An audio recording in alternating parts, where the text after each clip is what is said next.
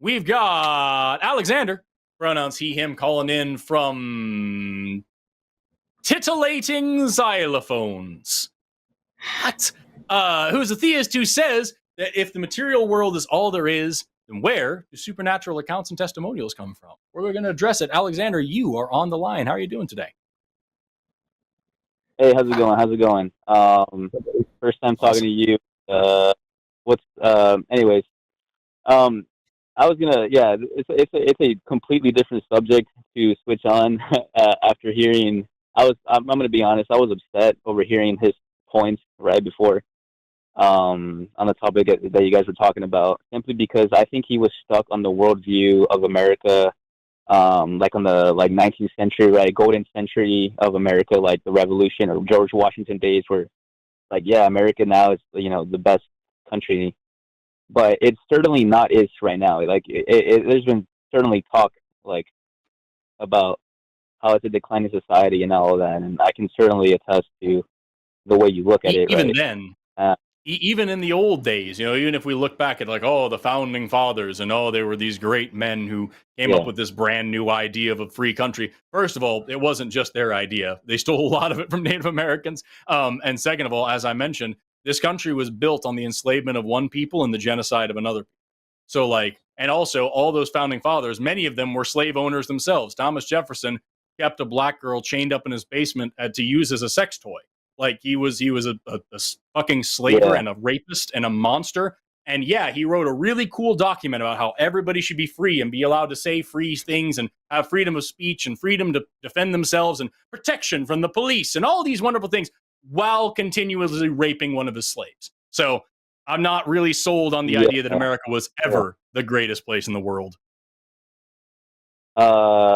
One more question on that, though, before I jump into my subject. Do you think it was, to an extent, at least way better than right now, or except over the personal evils, that some people or the founding fathers did, no. As First Nations people, man, there were people here that would strongly attest to the monstrous nature of our forefathers, the people that were slaughtered, killed, raped, displaced, and had their histories and entire lives erased. There were sovereign nations here. There were dozens of sovereign nations with trade routes, with politics, with distinct cultures, fashion, entertainment, culture that existed, and we are built on their bones. Exactly. That's the thing. America, you can look at any point in America and talk about how great it is, but that statement always has an asterisk at the end, and it's always America was great for wealthy white men. Wealthy, cisgendered, heterosexual white men have always had a great time in America. It's been a blast for healthy, able-bodied, cisgendered, heterosexual, wealthy white men. It's always been wonderful. But for literally everybody else, America has been a nightmare since its inception, and it remains one today. Yeah, well, unfortunately that is the case. Well, jumping into my subject, I would just like to get a answer or a thing that you would think that the reason for all these, let's say, ex-atheists who dabbles into the occult and swears by themselves, right, and all these testimonials, once you go into the rabbit hole of them, that say, man, I am literally hearing steps all around me, poltergeist activity, and then you go into the exorcist, priest who they swear on everything, right? That you can put a light, hypothetically, let's say you can put a lie detector test on them, and they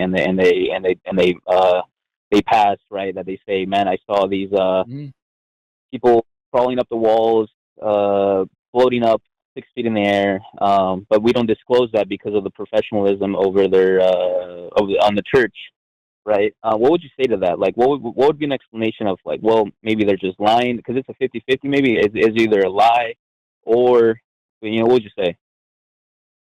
Jesse, do you want to go first? I feel like I rambled for most of that last call, so I'll let you start us off if you want. Sure, I'll jump in. Yeah, I know. I'm so sorry for jumping onto this because I know you guys must be heated. I was heated too on the last call. No, you're fine. Not heated, but sweating. This is crazy. You know? No, I'm heated. You're just fine. No, yeah. Thanks for engaging with the content, dude. You're good, Alexander. Thanks, man.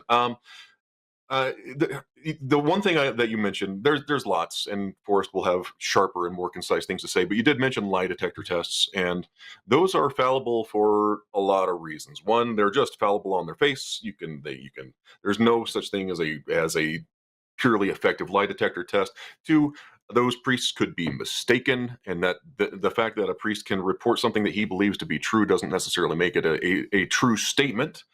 I'm very curious when you say when you mentioned ex-atheists. I've listened to a lot of ex-atheists, and man, I got to tell you, a lot of the reasons they're ex-atheists lead me to believe that they were never like really interrogating the cause of their belief in the first place, because they're usually the most tired arguments for the faith of anyone.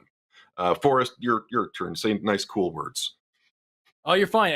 I think starting out with the fact that lie detectors aren't actually lie detectors is probably a good thing to do. Lie detectors detect how nervous you are. That's what they're good for. That's why they're not admissible in court in a lot of places, because you can get anybody. There was actually a study done a little while ago. I couldn't remember it. You can Google it if you'd like. But like, they would strap people into a lie detector, and they would ask them basic questions about like, what's your name, what's your date of birth, they get the baseline, blah, blah, blah. And then they'd be like, all right, now we're going to ask some really serious personal questions. These are pretty embarrassing. You need to be ready, okay? And they'd be like, when was the last time you robbed a bank? Or some just silly ass thing like that. And amping the people up by telling them this is going to be a big, scary, caused them to read out as if they were telling a lie, even when it was stupid shit like, have you ever flown to Mars before? And they're like, no, but it looked like they actually had, and they were lying, But that's neither here nor there. The more important thing is that, like, even if lie detectors were accurate, you could very easily convince yourself that something is true when it isn't. Like, if there's people, if people have a religious experience and they really truly believe it, whether or not it's true, whether or not it actually happened, is going to be irrelevant for a test like that. If they sincerely believe it with all their heart, all you can tell is whether or not they're telling the truth, not whether they ever did actually happen. In order to understand whether or not that thing actually happened, you would need like an actual study, some peer-reviewed empirical study in a laboratory setting. And every single time we've tried to get like a near-death experience or a supernatural event under those conditions, it doesn't happen. And also, when we do have people who have supernatural experiences, it tends to corroborate with the supernatural beliefs of their culture. So when a Christian has a supernatural experience, it just so happens to be a lot of Christian stuff that they see, the angels and the holy light and the end of the tunnel and the blah, blah, blah. And when a Hindu has a supernatural experience, they see a blue person with lots of arms. Amazing. It's very weird how there's these different ghosts in different parts of the world. And then when you talk about like the actual explanations for these things, because that's what you have on here. You said, where do supernatural accounts come from? The thing to remember that relates to all this is that like drugs exist, hallucinations exist, schizophrenia exists. The most ridiculous, over-the-top, crazy, multi-billion-dollar, multinational conspiracy theory about how governments around the world coordinated to come and slip you some LSD and play tones in your ears through a hidden speaker to make you believe you were seeing this thing just for whatever reason. The craziest, stupidest thing that is based in stuff that actually exists is more reasonable and more likely than like maybe there's magic, because we have no actual evidence of magic and no reason to believe that that's real. So there's a couple of things from my perspective. What do you think about all that Jesse and I have said? Well, I think that was really compelling, right? Like explanation and stuff. But the lie detector test was just one method, right? It's not like an all, in all, like just lie detector test, everything's true. But I'm like I've been recently very curious. Well, not recently, but I'm very like skeptical, or I'm a believer, but I've been very like curious, like very, very curious. And so I look at these videos, and I totally understand that probably 90% out there is just BS, because they supernatural is content, right? Supernatural makes a lot of content, and people could use it as like just lies, right? And just BS you and stuff like that. But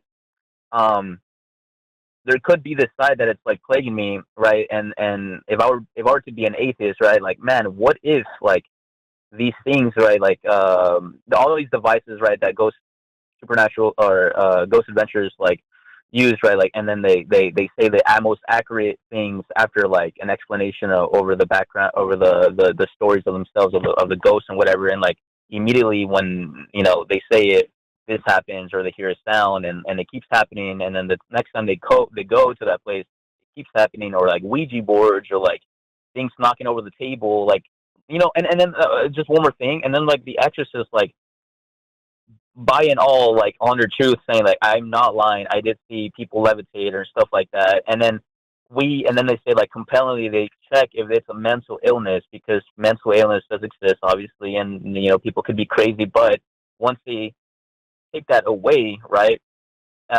Okay, like there's not going to be a mental illness of people floating in the air, like just stuff like that. Like if I was to, like, what would you be an explanation about that? Like what do you think about all that?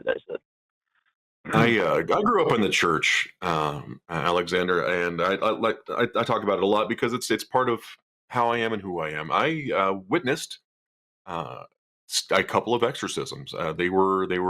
They're not the same as a Catholic exorcism, so you maybe, depending on what your belief structure is, maybe mine were not valid. One of the earliest ones I witnessed, I was about 13 years old. There was a young man in our church that the elders had been convinced was possessed.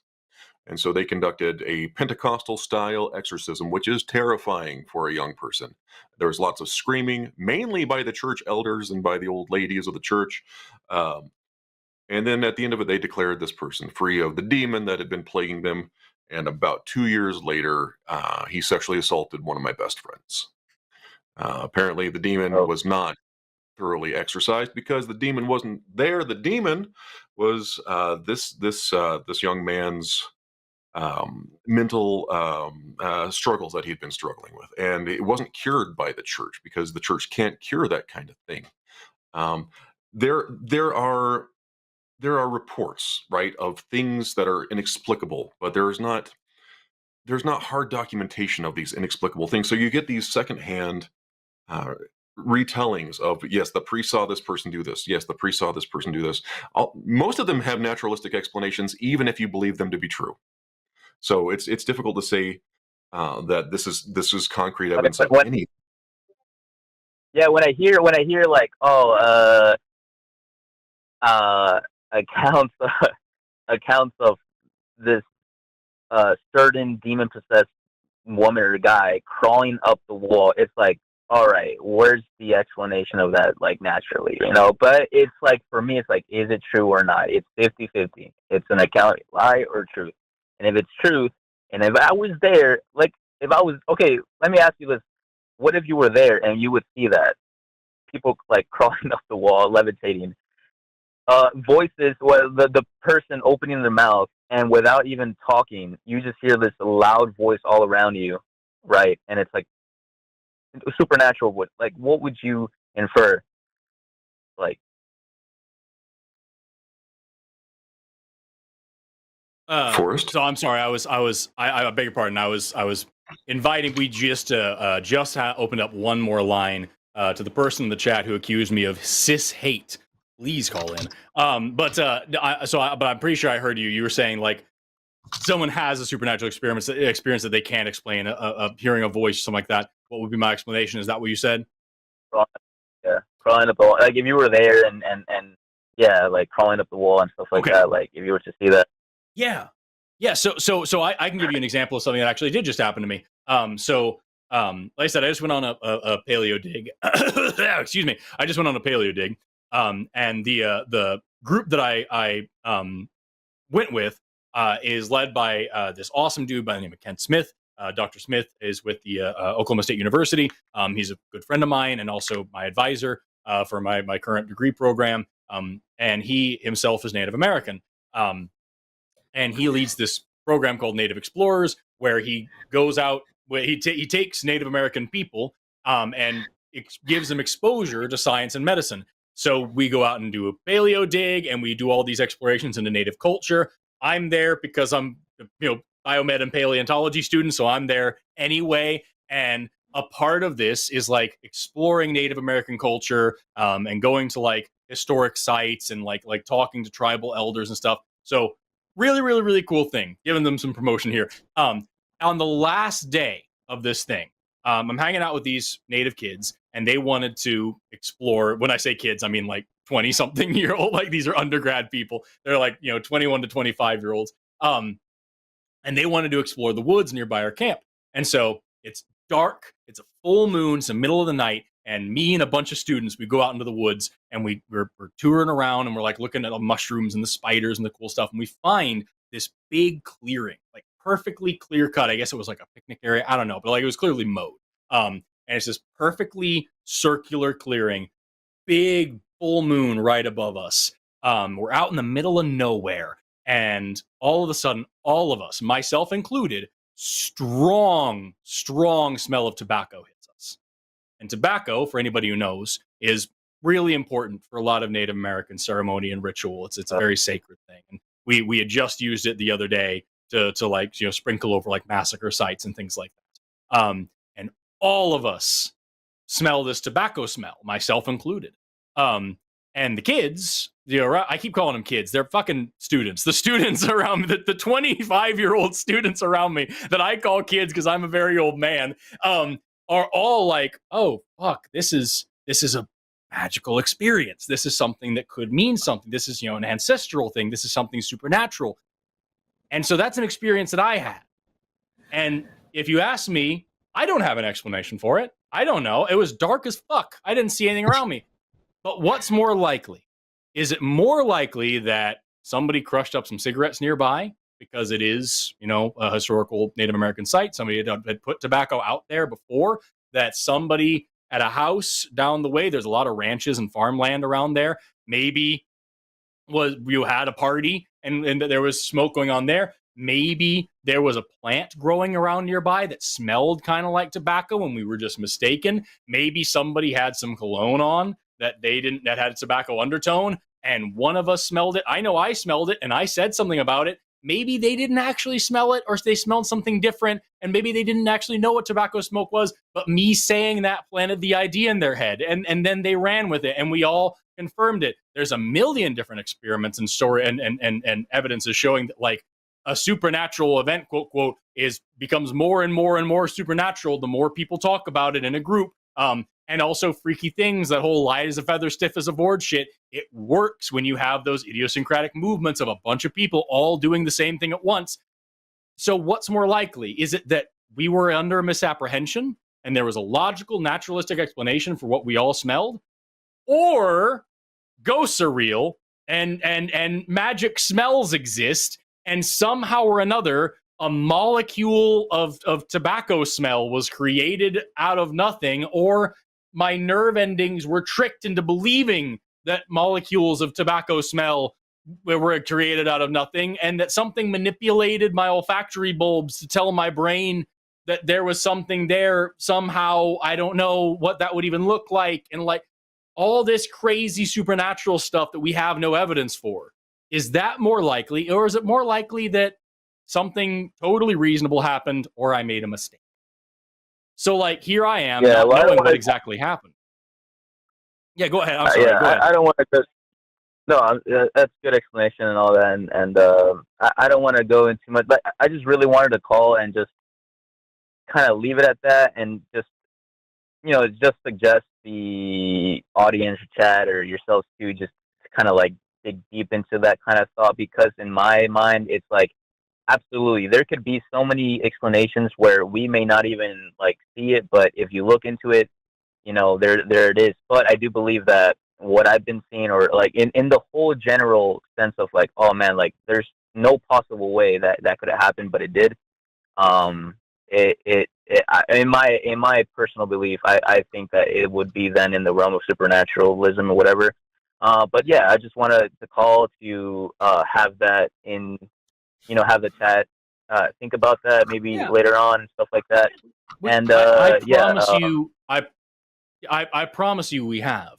But like, that's the thing that you need to grapple with, man, is that like when you talk about these supernatural events, either the laws of nature were temporarily suspended in a way that you personally found compelling, or you made a mistake. And I want you just to, if you're asking us to grapple with maybe these things are real, we have. I hope you grapple with the idea that like maybe you are fallible and that actually these things didn't happen. You know, Jesse, what do you say? Yeah, that's exactly it. There's just no that if it happens again and again, it's like, well, I mean, what are the odds? You know, if it happens again and again and again, if it happens once, accurate, it's awesome. What I would like to say is like people interrogating their beliefs doesn't scare me at all. I love that. I just want to be correct. I'm not trying to prove a point. I'm trying to say that I am doing my absolute best to believe and practice and understand and teach the most accurate thing. So I have no fear of people looking into supernatural phenomena and exploring that, because I think that if they explore it genuinely and sincerely, they'll probably come to the same conclusions that I have. And if not, I want them to teach me what I'm doing wrong. Okay. So to close it off, I assume that you two don't believe in that stuff, or don't believe in the possibility. I wanted to for a long time. Come on, Forrest.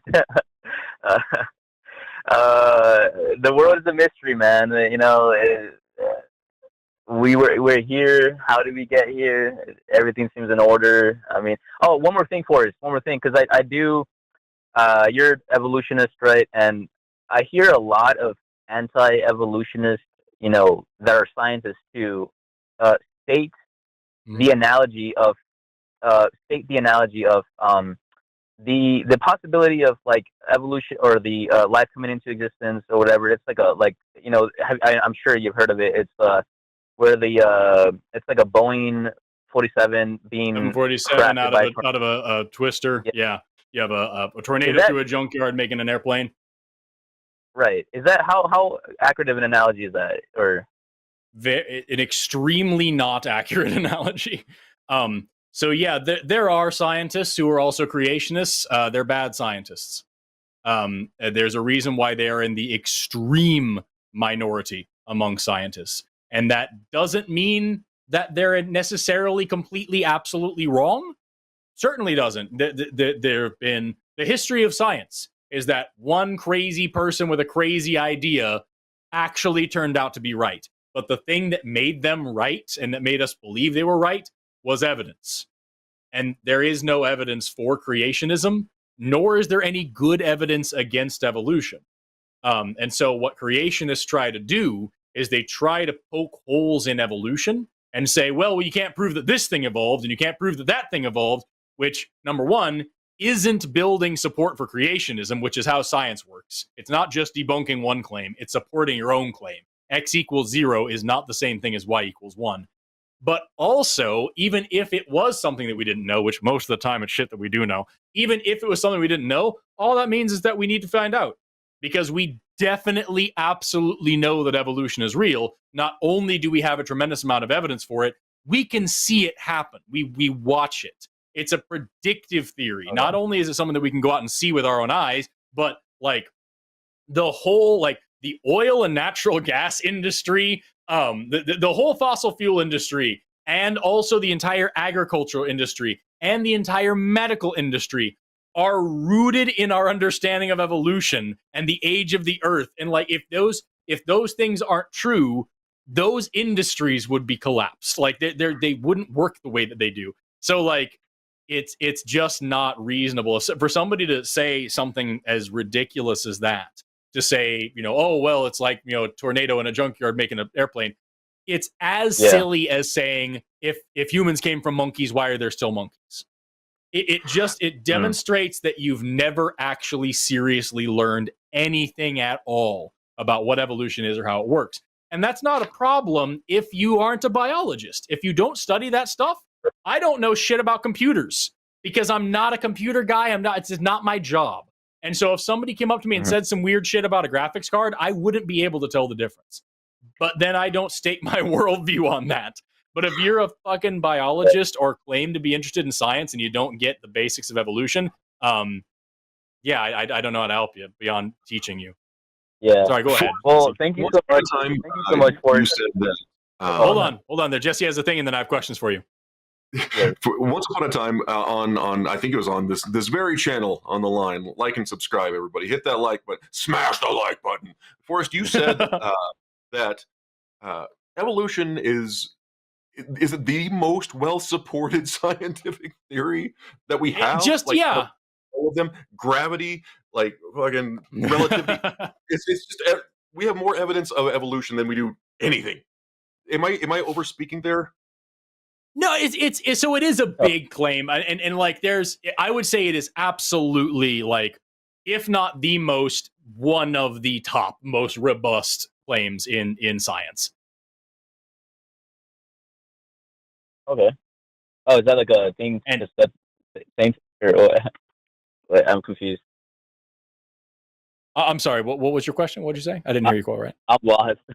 No, I thought there was a statement said to me, or oh, you're just saying it as like a statement, right? Like, yeah, Jesse's just kind of reiterating that, like, if there's a scientist out there that's saying that evolution isn't justifiable, or he doesn't believe in it, or whatever like that, they are making a very expensive claim, because evolution is not just some wild idea. It is the most well-supported, if not one of the most well-supported theories in all of science, period. It's something that, again, as I said a minute ago, we have an extreme, ridiculous amount of evidence and verification for. It is the central theory of all of biology. All of biology is contingent on evolution. Nothing in biology makes sense without evolution. Nothing in medicine, nothing in agriculture makes sense without evolution. And also, on top of that, it's something that, like, we can go out and see with our own eyes. Like, so it's something that has been demonstrated both in the laboratory and out in the field. So for someone to not accept it, it just means to me that they are either ignorant of the evidence for it, which, again, you don't have to know that stuff if you're not interested in it. That's not a huge deal. Just be prepared to be, talked to if you say some shit about it. Or it means that they're deliberately going out of their way to misunderstand something, which in the case of creationist scientists, people like, the Stephen Myers and Michael Behe's of the world, that is the case. They are ignoring the vast amount of evidence around them and deliberately giving bad arguments with their title up in front of their face to say, I'm a science guy, I know this and this and this. And then you're going to go on and say, this thing's so complex that it couldn't have evolved, despite the fact that it's been demonstrated to have evolved, and step-by-step process has been demonstrated several times. And like, but I don't get it, therefore it's magic. Or you can't randomly change computer codes, and computer codes can't generate themselves, therefore you can't randomly change DNA, and DNA can't generate themselves, despite the fact that literally all of those claims are demonstrably false, which are the calling cards of those two people. It's just not how science works. And also, can't stress this enough, even if you could completely destroy evolution, you could debunk it in its entirety, and we have zero clue how biodiversity comes about, you haven't done a single thing to back up your claims of creationism. Because X equals 0 is not the same as Y equals 1, and ignorance is not the same thing as evidence. So you need to demonstrate that life is created, that there is a creator, that creator can create life, that creator did create life, how they created life. There's a million questions that you haven't answered, even if you don't have evolution.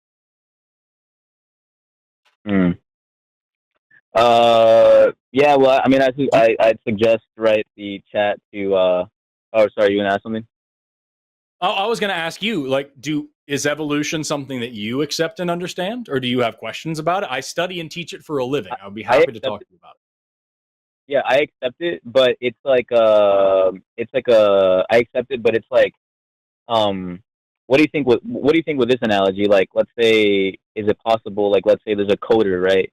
And the coder chooses to, in all the organisms, or not organisms, but like programs, to choose to put a lot of like same type of codes, right? Variations in all its programs, but and let's say, right, like God, right, in 1,000 years, or not 1,000 years, but like billions and billions of years, right? We look at it and be like, oh, but all these other organisms derive from each other's codes, right? But essentially, that's how the coder programmed it to. Could that be a possibility? Sure, but there's no evidence for that, and there's strong evidence against it. Right. So, like, if there is such a thing, they've done a really good job of making it look like there isn't such a thing, and then hiding any reason to believe that they exist. So there's no reason to believe in that any more than there is to believe in, a unicorn flying around the backside of Mars. Sure, I guess anything's possible. Why not? But like, unless you have an actual reason to believe in such a thing, you shouldn't believe in such a thing. And at the end of the day, what you're actually comparing here, it's not just like, hey, maybe this thing is real. It's either like all of the evidence that we have for the history of biology is true, or there was this guy and he did some stuff. It's just some guy, and like that's not really an accurate comparison. Jesse, what's up? That's the second time. You've become very interesting to me, Alexander, because that's the second time you've hit us with a hypothetical just out of nowhere. The first one was, what if you saw a ghost come out of a guy that's supposed to be possessed? And then the answer is, I would change that I believe in ghosts. And then this most recent one was, what if in 50,000 years we find out that there's a guy that did start? We would change our belief structures, but like until we see the thing, we have. I mean, those are not. Those are strange thought experiments because they just seem to come out of nowhere. Yeah, no. I just like to play around with the what if. But yeah, well, and that's, I think Jesse just made a phenomenal point that I would love to hear you grapple with a little bit. Is that like, the reason why we are atheists is because we haven't had a reason to believe in God yet. We don't have any convincing evidence of anything supernatural.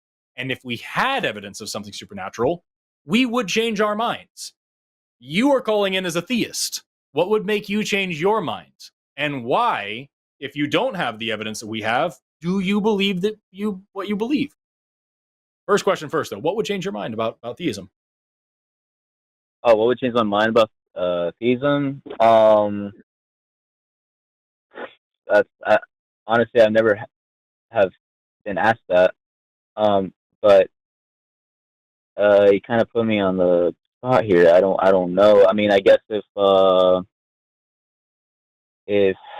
the world was like, if the universe was not ordered, but then how would we know if that's the way it was supposed to be ordered? There could be like I've heard there could be a million other types of the universe to be ordered, and it wouldn't have necessarily have been like intended that way to be ordered. And then you could be like, oh well, therefore there's a God, but that's just random. If the universe wasn't the way that it is, you and I wouldn't be here talking about it. So it just so happens that the universe is this way, and we evolved in it. Right. I don't know how. I don't know for your question.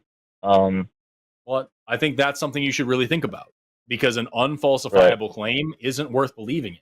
And if there's no way, if the only way to demonstrate to you, I got it. Sorry, I got it. Okay, yeah. Please. Yes. I guess if there wasn't any type of religious book, or if there was a religious book, I'm a personal Christian, but it's because of out of all the religious books, I tend to believe that that's the most reliable. And I know there's a lot of loopholes and like missing things about it, but I feel like if you go into the rabbit hole of investigation, you could interconnect those and make it into a really coherent and valid belief or knowing of it.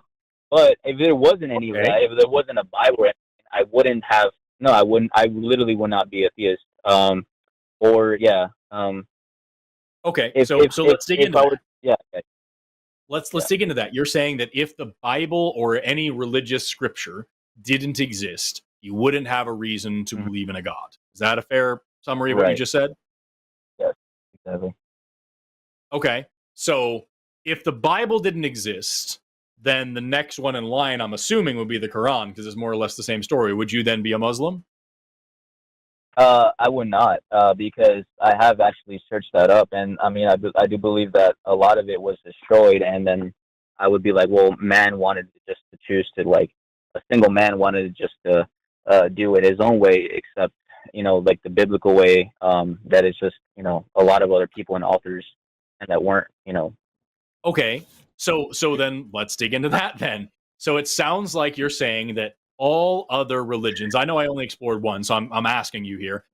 It sounds like what you're saying, correct me if I'm wrong, is that all the other religions on offer, you have a good reason to believe aren't true. And the Bible is the only one that you are convinced is true. Is that what I'm hearing properly? Yes, because it check marks all the, yeah. Okay, so then I'm just going to talk about the Bible then, because you and I already agree on every other religion. We are you are as much of you are also an atheist for every other religion. We just believe in one less God than you. And what I'm trying to convince you of here is that, like, if you were to apply the same level of scrutiny that you do to every other religion, and the same level of antagonism as you do to every other religion to yours, I think you'd be on our side. Because at the end of the day, you mentioned a second ago that you understand the Bible has some problems with it, but you think with proper interpretation, you can get something out of it. If there was a God, and this God is the God that the Bible talks about, why would that be necessary for them? Why would they give you a book that condones slavery, that condones the objectification and fucking me, dude, subjugation of women? Why would they give you a book that tells you to commit genocide? Why would they give you a book that needs to be so interpreted because it's so historically and scientifically inaccurate? Why not give you something that is reliable and truthful and accurate and compelling across the generations? Why wouldn't a God do that? Correct me if I'm wrong. I don't know if you know this. I should know this, but the slavery part. Is it the same exact kind of treatment slavery how it was in the 1900s? Sometimes worse. Sometimes worse. Yeah. So there's different types of slavery in the Bible. There's some for Hebrew slaves and non-Hebrew slaves. So for the non-Hebrew slaves, it's the same kind of chattel slavery that we had here in the U.S. It's the exact same kind of thing. Slaves are property, are yours to own and control and pass down to your children as property. It tells you to take slaves as prisoners of war or to buy them from the heathens around you.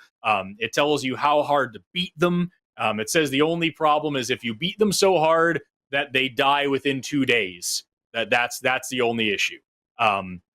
So I guess that's a little bit better than American slavery, I guess, because I don't think there were such regulations here in the U.S., but you're still owning human beings as farming equipment and passing them down to your offspring. For Hebrew slaves, however, you have to set them free. It's more of an indentured servitude thing, and you have to let them go after, I believe, 14 years, unless it has a special caveat in there. It says that if they are married and have children when they come into slavery, they can take their spouse and children with them when they leave. However, if they marry and have children as a slave, then their spouse and children remain your slaves as property, just like the other slaves, and they can go free. And if they want to stay with their family, then they must remain a slave forever. And they have a whole ceremony in there where you drive a spike through their ear and like nail them to your door frame and shit.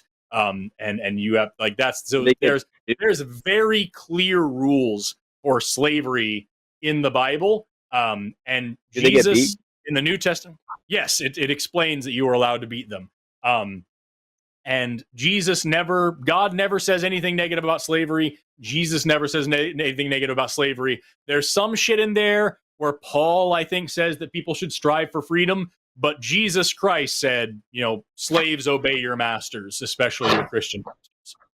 So Alexander, did clear. God change his mind about slavery? Did he change his mind? Did he used to be down with the slavery, and then he's like now he's less cool with it?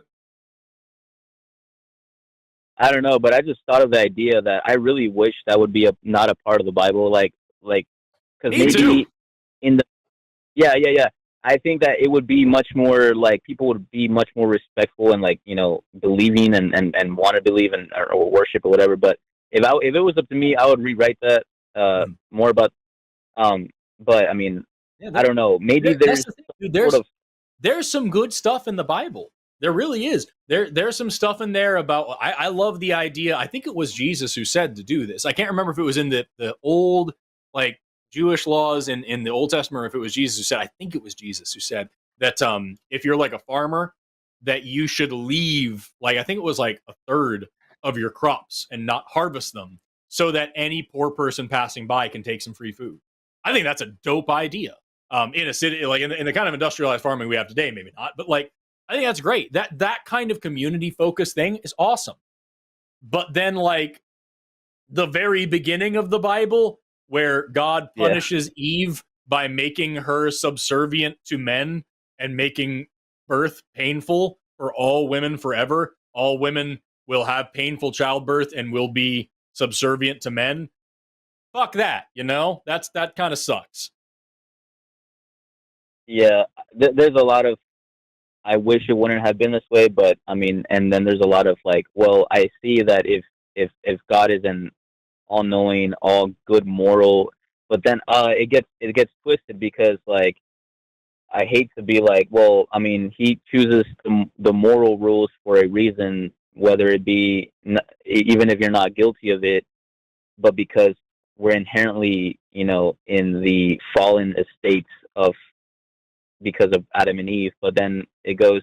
I've been thinking a bit too. Like another thing would be like, well, why didn't we get a chance in the Garden of Eden if Adam was the only one to fall? And then I kind of think about, well, maybe because we would have already fallen. I mean, we already kind of had the nature of like, well, I'm curious if I choose my way instead of God's, and so God already knew that our DNA is like Adam's, so like we already sinful in nature, and we would have already done that. So I guess, but anyways, I kind of just sidetracked on that idea. But no, you're fine. Like that's the thing, man. Is that like we are sitting here extremely critical of the Bible and extremely critical of the God of the Bible. I don't think that this God exists, but if this God exists and he is the exact kind of God that Christians like yourself believe in, then he's a monster. Like the God of the Bible is stupid and ignorant and arrogant and hateful and cruel and egotistical and jealous. Like the God of the Bible is not a good person. There is a 50-50 on it, and I totally understand. I totally understand. Like, okay, let's play around with it a little bit. Like, I totally understand your hatred or like, man, that's messed up. I mean, the Old Testament, yeah, like how could you do that? But it kind of confuses me too, because on the other half, wouldn't you say that like the nature or character of God was displayed on Jesus Christ? Like it would be like that's a lot more better. Like he went to the cross even though he was innocent and all of that, right? And let's say hypothetically he gave you life. There's no other way that you would have gone in life other by you being created and enjoying life and enjoying the beauty of life, like everything in it. That is not better at all. No, it's not a 50-50. That's not better at all. Saying that Jesus went to the cross and suffered and died so that we could blah, blah, blah. Like all that's doing, number one, that what you've described is human sacrifice. And I'm not a type of person who likes human sacrifice. Whether it works or not, I don't think it's a good thing. Second of all, it's still stupid because it's saying that the creator of the universe couldn't just forgive people, couldn't just love us, had to make a weird ass loophole in the rules that he himself made in order to find some conditional love for people that as long as you believe in him, then he'll let you live in heaven with him, which also heaven sounds fucking awful anyway, but like, and at its very best, like if I give it every benefit of every doubt, what you're doing is signing people into a contract before they're even born. You're committing people to a contract before they're even born and saying you're already in it. I've already given the sacrifice. I've already gone on the cross. Therefore, thousands of years from now, you are bound by this new contract that I have set up, and you have to behave this way, and hell awaits you if you don't. It's not a good thing, no matter how you slice it. Jesse, it looked like you had something to say, and you are muted. You're still muted. No, it's not better at all. I can't. It's just terrible. And I want to hear what you have to say, and I can't, and none of us can. And the show is falling apart, and views are dropping, and people are screaming at their screens right now. They hate us. Me? People hate us. No, not you. It's because of Jesse and his damn microphone, which we still can't hear. Jesse's microphone is failing us right now. The audio equipment is. He doesn't because he's a terrible man who isn't ready to communicate. And even if he was, I'm not ready to listen because I only know like 4 words in sign language. The show is crashing right now. Yes, there it is. Yes, there we go. Okay. Whatever you push, don't push it again. I don't know what I had myself muted within. It doesn't matter what I did. So Jesus didn't have to die. He didn't have to do all that arbitrary bullshit. He didn't have to do it. And the fact that his dad or him, depending on whatever you believe about what Jesus is or was, didn't have to make the rule that anybody had to die for the original sin of a lady eating. I'm going to say it's a mango because mangoes are pretty damn good. People always say it's an apple, and I feel like those people are thinking small time. Mangoes are the shit, and they're better than apples. Take that, Johnny Appleseed, you piece of shit. No, I mean, this is I also don't believe in Johnny Appleseed. That's not true. Anyway, Jesus didn't have to endure that. That shouldn't be a model. That level of sacrifice and torture shouldn't be something that we browbeat our children with.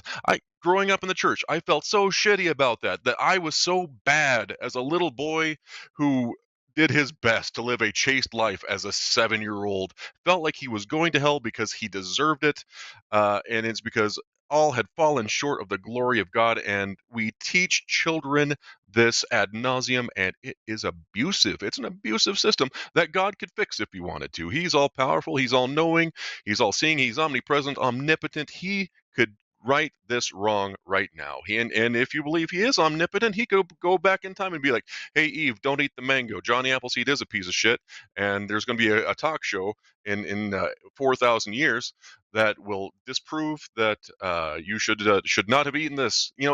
It's such a stupid thing. As a parent, you don't just trick your kids by putting them in front of the hot stove. You say, no, that'll hurt you. You don't just let them burn themselves and the rest of mankind for the rest of eternity.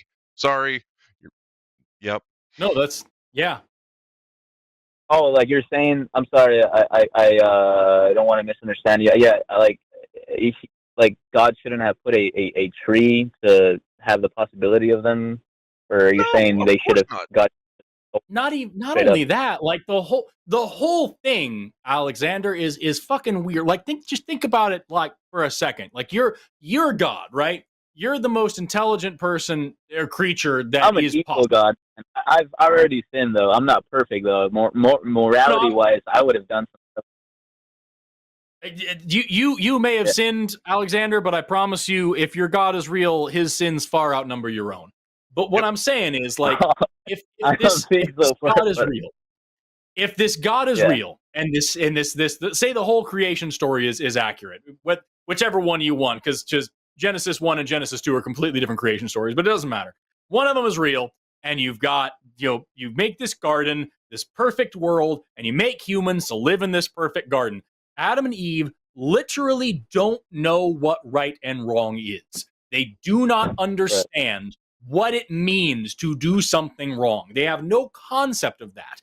And so you put a tree in the middle of the thing and say, don't eat this, it's wrong. And they go, I don't know what that word means. And they try it. And then you, who, by the way, you're all knowing, so you already knew this was going to happen and you did it anyway, then are not only going to punish them for something they didn't know was wrong, you're going to punish every other person forever because these people did something they didn't understand. you can't throw a hand grenade into a nursery and then punish the babies for pulling the pin because they don't know what it is. And you especially can't punish those babies' children and grandchildren and great-grandchildren because that's insane. So, and especially when you knew what was going to happen. It's like me getting in my car and I see the gas gauge says that there's 10 miles left. And then I try to drive 100 miles. And when I run out of gas at 10 miles,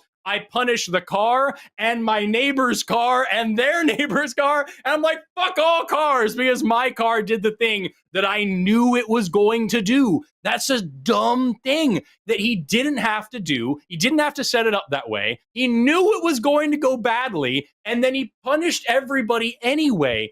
It's a stupid thing. Jesse, what are you saying? Forrest, hold on a goddamn second. Because what if you murder a whole school of kids with your evil evolutionist acts that you do, but I decide that I will die for you so you don't have to deal with the consequences of murdering all of these children. How cool is that? Sure. How legal is that? I can do that in a just system, right? I'll die for you so you can get away with murdering all these kids. You know what? You actually could take the punishment for me, Jesse. If you really loved me, you could take the punishment for me, but you cannot take away my moral responsibility. You cannot lift the burden of morality from me. That is something that you cannot do. And that is something that Christianity promises. It doesn't matter how terrible of a person you are, as long as you believe what we tell you to believe, you are saved. And it doesn't matter how good of a person you are. If you're not in the book club, you're going to the lake of fire. That's not a moral system. Alexander, what do you think about the things we're saying? I think you sound very compelling, and you too. But I believe it's in a system of very not in the overly, how can I say this,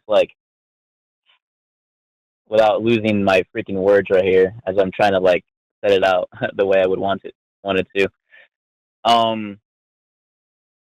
I believe it's a very humanistic morale way of looking at things, and I totally understand how bizarre it is, though, then looking at it in the perspective of how God did it. But in the way that you guys were saying,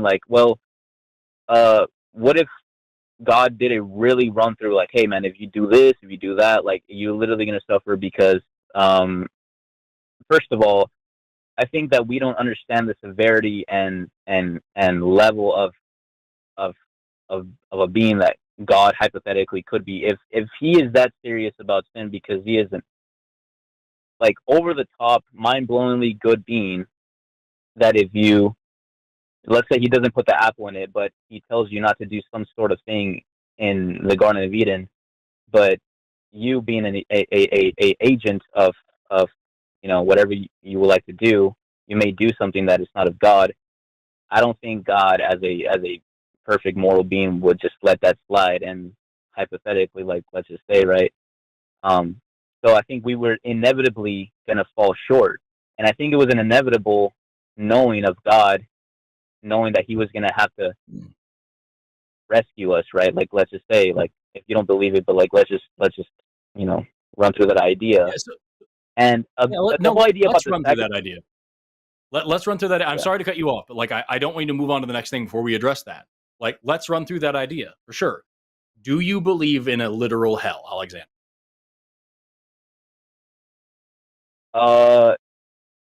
In a literal hell, yes, but not eternal. Okay, why not? But some sort of punishment. Well, hold on. The hell is eternal, though. Right? Yeah, in the Bible. There's actually, yeah, but there's a lot of recently I've been seeing the word context of whatever. I don't have it on the top of my head, but when it says forever, there's some parts in the Bible that says forever in the Old Testament, but refers to a period of time. And so I do believe that it's a void, completely utter,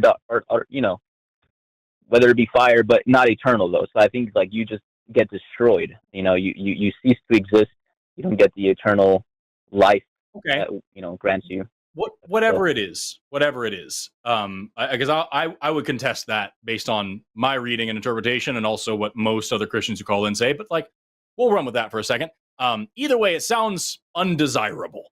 It sounds like something that not only would I not want, but if God is a loving creator, that he would not want for me either. Is that fair to say? Yes. Okay. But here's the issue. Does God know everything? Is God all-knowing? He understands everything past, present, and future. Yes.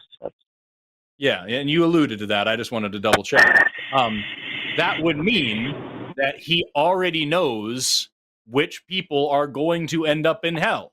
He knows the conditions in which they'll be born.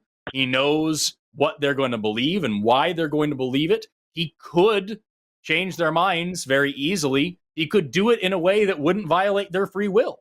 But instead, he made them in order for them to be annihilated in this way. Why? Well, that's the whole source of free agency. It's inevitable, but he gave us the ultimate. It's like today. It's like today we think you could prove. It's like today. Hang on. It's today. Today we have a perfectly knowing legal system, right?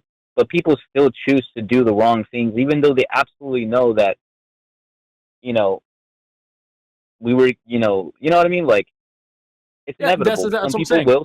That's what I'm saying. You could absolutely know that God exists and still choose not to worship him. I wouldn't. If I absolutely knew God existed, I would be a theist, and I would still be an anti-theist as well. And so, like, worship him, you said?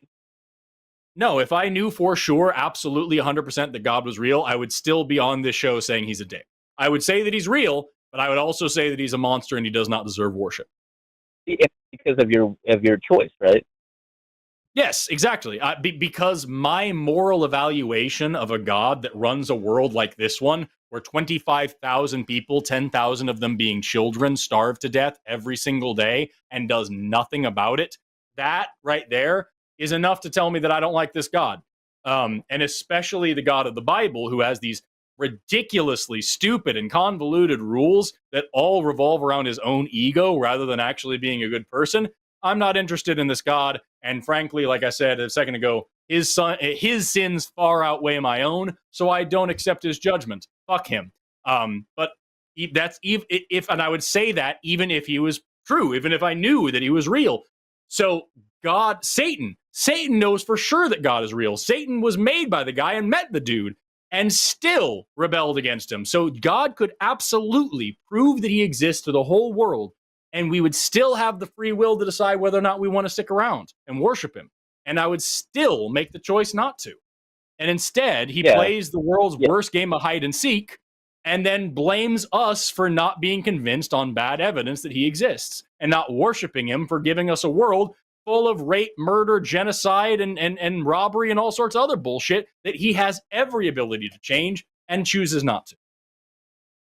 Yeah, so I would say then, I assume that you would totally be open to liking the God, right? If you were to intervene on every bad scenario that happens in the world, right? Like, he would have to do so.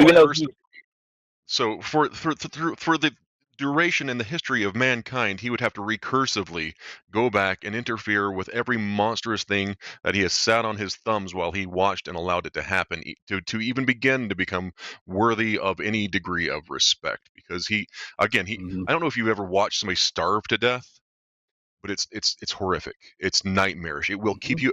I honestly, people that say that, well, God's morality is higher than ours, I challenge them, because there is plenty of footage of people starving to death, and it's nightmarish. And the fact that this happens 20,000 times a day, every day, I reject the premise that God's morality is any higher than my own. I reject that God's morality is higher than Adolf Hitler's, because he has watched this happen with the ability to intervene for the duration of mankind's existence.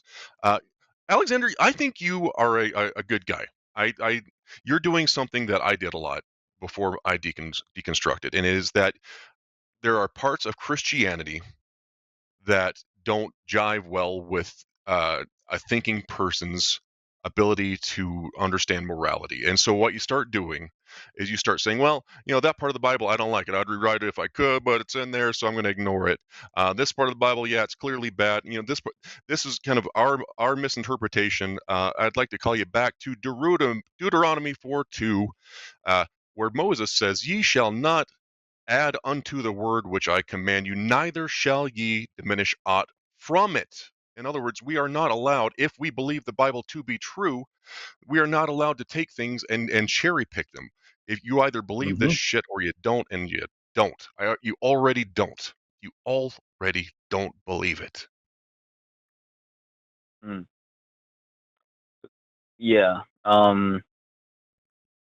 Yeah, about that starving thing, I had to wrestle with that a lot, I'm not gonna lie, like, I do totally understand, like, I mean, it's a horrific thing, and I know it happens, but in my mind, it's like, what if there is a complete, like, I think it even mentions it in the Bible, I think Paul says it, that what if we can wrap our minds around this, that in the afterlife, it will be infinitely multiplied, and like, wow, this is what I suffered in earth, but if I come to know who God is, and the like, the happiness and bliss, whatever that I've come to, man, this far outweighs what I had to suffer, right? And I think Paul says it. So there's some things that, like, God. What if there's not that, though? And you spend all this time defending the premise. This is the third hypothetical what if. What if? Awesome. Cool. What if it doesn't? What if it's not real, that if what I just said? What if what you just said is just something you just postulated? Because so far you hit me with, what if you saw a ghost come out of a guy that was possessed? What if I forgot what the second one is. Now our third one is, what if at the end of time God finds a way to make it all worth it? Maybe. What if? What if doesn't mean anything, bud? No. I mean, it's. I'm not even saying what if. It's like saying, what.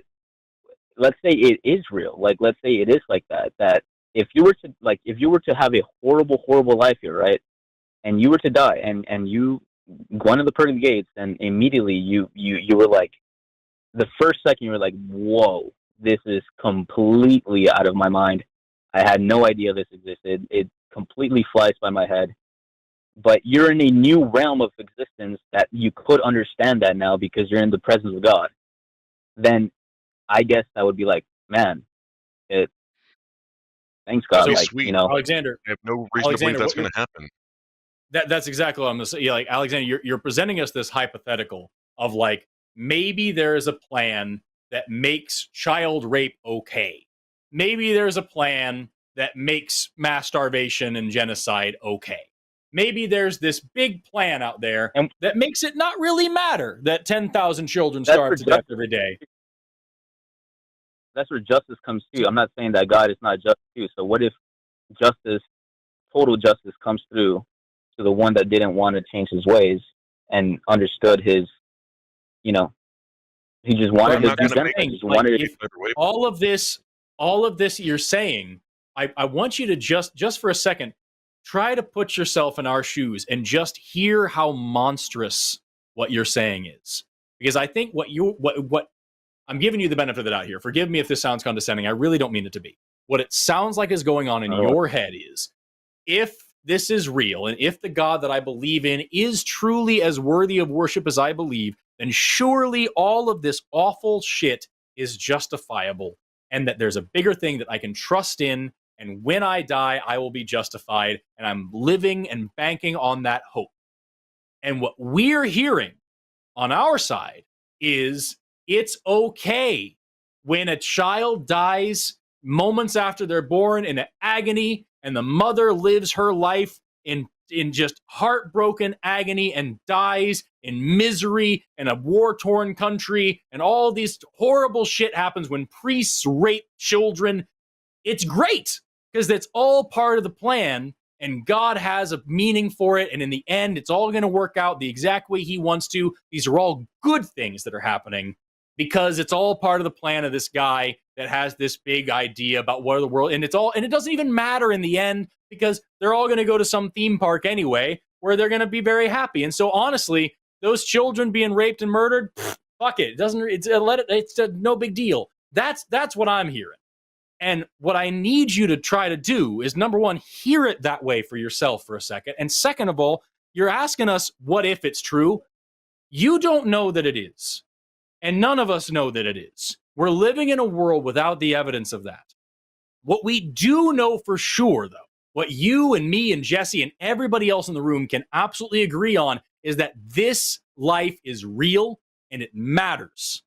And so what are you going to do with your time? Are you going to bank on the hope that maybe somewhere outside of the universe there's this magical place where you can go and it's all going to be great and hopefully you'll get there and you won't know for sure until you're dead? Or are you going to do your best to try to make this life right now as good as you possibly can for everybody around you and say fuck you to anybody who tries to make it worse? What's honestly the most moral and the most logical thing for you to do in this moment, Alexander? Both. I mean, I'm all for the absolute trying to be your best, and I, like on the other call, I really applaud you because it really sounds like you two guys are like for like the people, like, and I absolutely, kudos to that. Like, absolutely, I do know that this life matters, like we're living it. We want to do it the most positive way that we can, like you said, I hate all that, governmental stuff that they're doing. It's not good, but yeah, I know I do want to do it the best, right? But I don't have an answer for the thing that you're like, well, it says that you're trying to justify the kids that are being raped and like murdered and stuff like that. I don't have like, oh, it's okay. I don't have an answer to say, man, that's okay. I don't want to frame it that way. I don't want to frame it to be like, well, that's okay. But what I am going to frame it is that, like, inevitably I can't do anything about it, but I do know for sure that those kids will be in a infinitely better estate, right, than this earth or whatever. You don't know that for sure. And you don't know that for sure. And also, you said that you're not trying to frame it that way, but that is how it is. That is what you're saying. Let me try to like go there logically, and maybe I'm missing something. Do you believe good moral people? Do you believe that God has a plan and that everything that's happening is in accordance to his plan? Yes, but I do believe that there's an intervention by, obviously, spiritual forces. I mean, we wrestle not against flesh and blood, but against influences spiritually. Do you believe that God is inevitably and ultimately in control of those spiritual interventions, as he is in control of everything else in the universe? He is, but he is a allowing God over our free agency. Okay, that's fine. That's fine. I'm just I'm not trying to box you into a corner here. I get what you're saying. I just want to make sure I'm clarifying. Do you believe? You said you believe that God has a plan and that he is ultimately in control of all things and he's allowing certain things to happen. Is there anything that is happening or has ever happened or could ever happen that God can't account for that goes against his plan? That would stop his plan from being a thing? Like events. I'm sorry, I'm not really understanding. I'm kind of slow brain right now with that question. Like, you're fine. You're fine. Let me rephrase. You mentioned earlier that God knows everything, past, present, and future. He's all knowing, right? Right.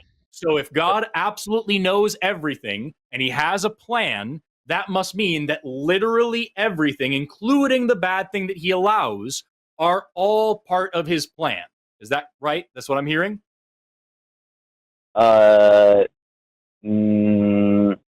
No. Okay. He so could have then a plan, you're saying that, but yeah, things could not go according to his plan. Like, he has a plan, but yeah. How? He knows everything. He already knows what's going to happen. He knows the future. So if something happens that isn't in accordance to his plan, then he must have planned for it to happen in accordance to his plan, because he already knew it was going to happen. Yeah, that comes to the that comes to the let's say for people that he knew people were not going to believe, and he still made them, but he made them over the fact that he is wanting to give life. I mean, you weren't going to be able to experience it, but like he knows that bad things are going to happen. He knows that things that he doesn't like are going to happen. He knows the whole story front to back already, and he's making it happen that way on purpose, including the things that he's only allowing to happen, not actually doing deliberately, because he knows the outcome of those things as well. He knows the entire history of the entire universe front to back, and he has planned it out that way. Is that not a true statement? I guess in general, I'd say so, but I'm not really comfortable in that. If he's all knowing, there's no way around that. Like that is the logical conclusion of him knowing everything. And do you believe that God's plan is ultimately good, and that the means or the ends of his plan justify the means? I don't want to sound. Yeah, I mean, yes. So then, what you are saying, and again, I'm not putting words in your mouth. If God knows everything, and it's all part of the plan, and you believe that the plan is good, and everything that happens in the plan is good because the end of the plan is good, then you are saying that every rape, every murder, every genocide, every earthquake, every volcano, every horrible thing that happens in the world is a good thing because it's part of God's plan. And I don't think that you actually sincerely think that way. I think that you are required by the faith that you have boxed yourself into to defend that. Well, no, I mean, we're not robots, though. Like, position. It doesn't matter, Alexander. It's philosophically inevitable. Matter. I mean, he was going to make a plan. He's going to make a plan for all of us are pure, perfect beings. That's impossible. Alexander, we have our own agent. It doesn't matter. No matter what you say next, matter. I'm sorry. No, I'm sorry. If he is all-knowing and all-powerful, then he could have made any universe he wanted to. And he chose to make this one. And he made it this way on purpose. What about us? What about us? How would you expect him to make you? A robot? We've been on the call for over an hour. We got other calls to go to. That's where it gets tricky. I encourage you to call back and talk to me again. I'm not going to be here for a couple of months, but do call back and talk to other people, because at the end of the day, is it logically possible for me, the last time I sinned, was it logically possible for me to have not sinned and still had free will, for me to have just chosen the other option? I don't know. Maybe, yeah. No. Right. Like, I could have made a different choice, and everybody else could have made different choices. It's incredibly unlikely, but it's very logically possible that he could have made a universe where nobody ever sinned. And you don't even have to go to the edge of probability. He could have just chosen to say, I love my children. I love my wife. There's not a single thing she could do that would make me want to torture her or kill her or annihilate her or anything. I love her. I wouldn't do that. And this is God saying to his children, I love you sometimes, as long as you do the right thing and believe the right thing. And also, some of you are going to die horribly, and some of you are going to get raped. But like, hey, man, I got a bigger plan than you, so it's all worth it. And here you are having to defend it. Alexander, I think that you're better than your God. And I think that you are more moral than your faith. And I think that you are being boxed into a belief that is completely undefensible. And I hope you call back and talk to us about it more, because I think that you are better than this. Yeah, no, honestly, I applaud you, man. I applaud you so much, because I'm going to give you, Forrest and Jesse, a 5-star, a 6-star review on like hospitality, because I can't say the same when I called on the other time with Matt. You know how you can get Matt's a grumpy guy. But Matt's also been doing this for about 1,000 years, and he's heard every argument 15,000 times, and he's just kind of over it. But that's the cool thing about this channel. We had a lot of hosts with a lot of different styles, and my style is a little bit more friendly than his. No, and I applaud you, man, for being a good dude, and you too, Jesse. And I love this discussion, whether we agree to disagree, but it's all out of good educational, Most love. Most definitely. Alexander, I hope you have an awesome rest of your night, dude.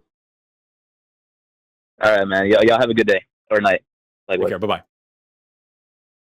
Jesse, do you have anything? I feel I talked a lot the last 20 minutes of that. I feel you were hitting all the hard points. I just I see a lot of me in Alexander there, where you're just it's hard to interrogate these things when you're raised in them, and one of the things that was really impactful for me is that he's making his own Bible, and he doesn't realize it yet. He's taken what he knows, and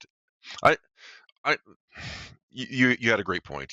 I think he's a better person than the God that he professes to believe in, and I really hope he does call back.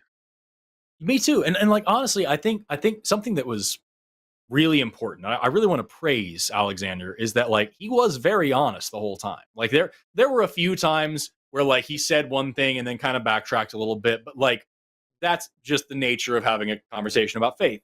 But like honestly, I don't think he was trying to be deceitful. I don't think he was trying to waste time.